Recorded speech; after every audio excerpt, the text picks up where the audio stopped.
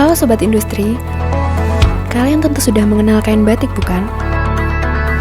Batik adalah warisan Nusantara yang sudah menjadi salah satu kearifan budaya tak benda atau intangible heritage bangsa Indonesia.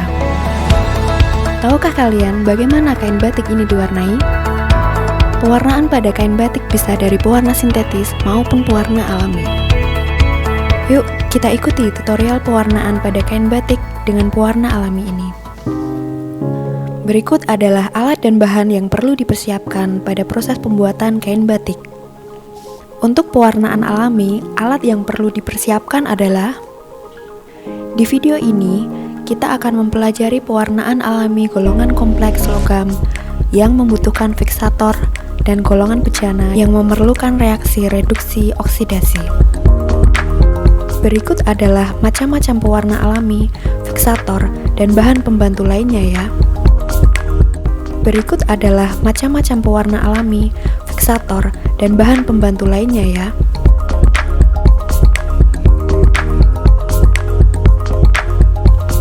Kain sebelum dibatik sebaiknya melalui proses pre-mordanting atau mordan terlebih dahulu agar warna lebih terikat pada kain. Siapkan tawas dan soda abu sesuai takaran resep. Air dipanaskan secukupnya. Masukkan tawas, aduk sebentar. Biarkan sehingga tawas larut sempurna. Tambahkan air sesuai kebutuhan dan biarkan hingga suhu 70-80 derajat Celcius. Kecilkan api.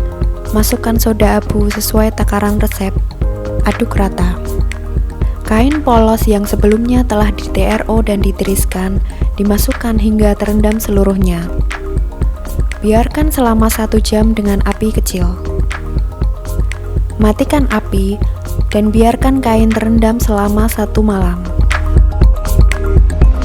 Dibilas dengan air bersih biasa.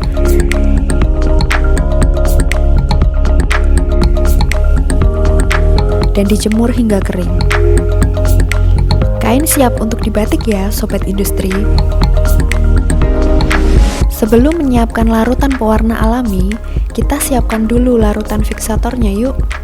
Karena zat warna alam kompleks logam seperti tinggi, tegeran, jalawe, dan sejenisnya memerlukan larutan fiksator sebagai pengunci warna alam pada kain. Fiksasi yang paling umum digunakan ada 3, yaitu tawas, kapur, atau tunjung. Berikut menimbang dan membuat larutannya ya, Sobat Industri. Siapkan timbangan pada posisi seimbang. Timbang bahan baku fiksasi sesuai resep. Untuk tawas, dipanaskan terlebih dahulu dengan air secukupnya, agar tawas cepat larut.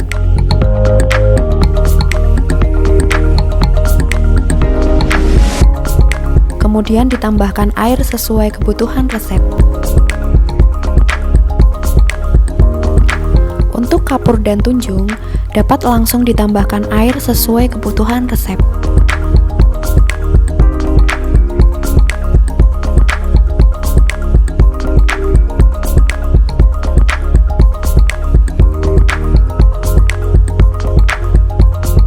Bahan fiksator bisa disimpan dalam ember tertutup dan biarkan mengendap minimal selama 1 malam.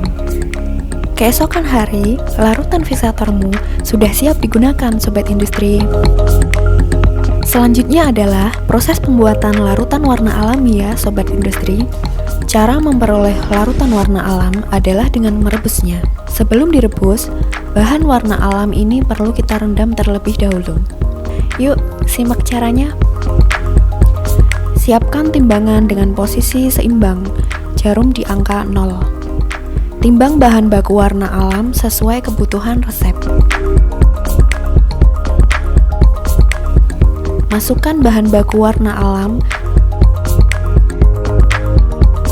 dan tambahkan air biasa sesuai kebutuhan resep. Biarkan terendam selama 1 malam. Kemudian hasil rendaman semalam bahan warna alami ini bisa kita rebus dan saring ya, Sobat Industri. Yuk kita simak caranya. Ekstraksi bahan pewarna alami dengan memanaskan hasil rendaman hingga larutan mendidih. Biarkan selama 1 jam dengan api sedang sejak larutan mendidih. Matikan api dan saring larutan. Ulangi proses perendaman bahan warna alami hasil ekstraksi pertama dengan jumlah air setengah dari sebelumnya dan langsung ekstraksi kembali. Campurkan larutan ekstraksi kedua yang telah disaring dengan larutan pertama. Larutan warna alami siap untuk mewarnai kain batikmu, sobat industri. Agar pewarnaan lebih merata, maka kain yang telah dibatik terlebih dahulu direndam pada larutan TRO selama 10 sampai dengan 15 menit. Kemudian angkat dan tiriskan. Kain batik yang telah di TRO dimasukkan pada larutan warna alam hingga kain batik terendam semua. Celup rata. Biarkan terendam dalam larutan warna kurang lebih 10 sampai 30 menit. Ratakan celupan kembali dan angkat. Tiriskan. Kemudian dijemur di tempat teduh sampai kering sempurna. Ulangi proses pencelupan dan penjemuran minimal 5 kali atau sesuai kebutuhan. Pilih fiksasi dengan larutan tawas, kapur, atau tunjung setelah proses pewarnaan alamimu selesai ya, sobat industri. Perbedaan larutan fiksator akan mengakibatkan perbedaan arah warna pada kain. Ambil secukupnya larutan fiksator dari stok yang telah dibuat minimal sehari sebelumnya, pada bagian atasnya atau larutan beningnya. Kain hasil pewarnaan alami yang telah kering dimasukkan dalam larutan fiksasi dan rendam selama kurang lebih 1-2 menit. Kemudian tiriskan.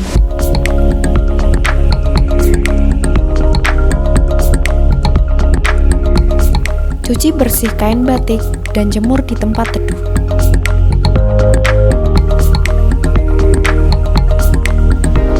Nah, kain batikmu siap untuk proses pembatikan lanjutan atau langsung dilorot ya, sobat industri.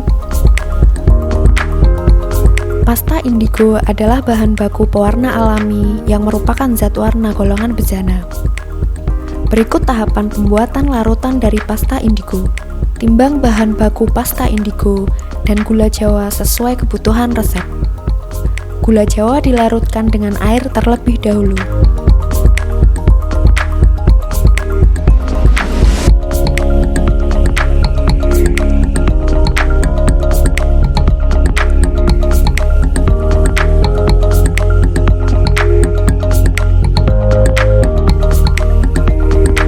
Kemudian ditambahkan pada larutan indigo.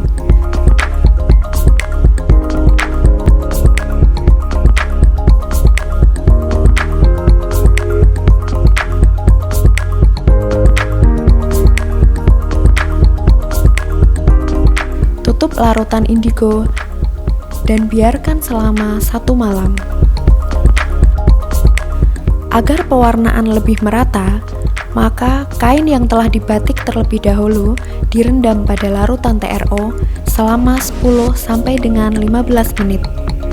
Kemudian angkat dan tiriskan.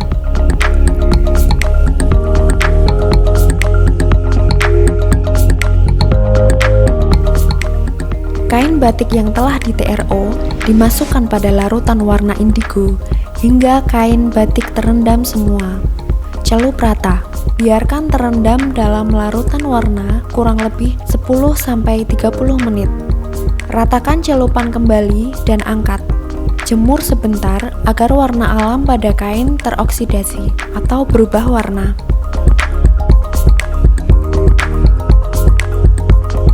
Kemudian bilas dan jemur kembali di tempat teduh. Ulangi proses pencelupan sampai penjemuran minimal 5 kali atau sesuai kebutuhan. Untuk menghilangkan unsur basah yang terkandung dalam kain batik warna indigo, lakukan tahapan-tahapan berikut ini ya. Membuat larutan asam menggunakan cuka dapur. Kain batik warna indigo dalam keadaan kering dimasukkan dalam larutan cuka. Kemudian bilas sampai bersih dan jemur di tempat teduh. Kain batik warna indigo siap untuk proses pembatikan lanjutan atau langsung dilorot. Bagaimana sobat industri? Mudah bukan? Ini dia contoh produk-produk batik warna alami yang nanti sobat industri juga bisa buat sendiri. Jadi, makin semangat bikin batiknya kan?